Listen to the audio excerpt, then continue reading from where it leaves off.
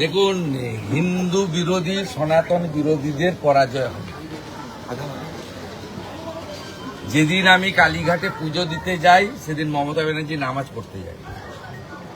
পশ্চিমবাংলায় হিন্দুরা জিতবে, সনাতনীরা জিতবে, আমরা সকলের কাজ করি।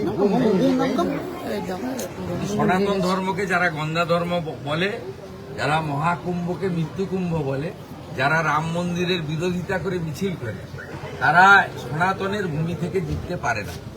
শ্রী চৈতন্য দেবের ভূমি, ঠাকুর রামকৃষ্ণ দেবের ভূমি, জগৎজননী মা শারদা ভূমির ভূমি।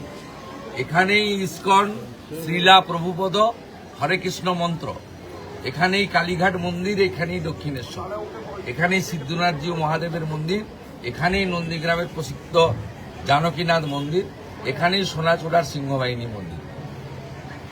সনাতনকে অপমান করে কেউ জিততে পারবে না। আমি যদি সনাতনের রাষ্ট্রের পক্ষে কাজ করি, নিশ্চয়ই 2021-এর মতো মানুষ এবারেও আমাকে আশীর্বাদ করবে। গতকাল রাত্রিরে ভবানীপুর কালীঘাট সহ একাধিক থানার ওসি বদল করে দেওয়া হয়েছে। ভবানীপুর কালীঘাট সহ একাধিক সঠিক সিদ্ধান্ত।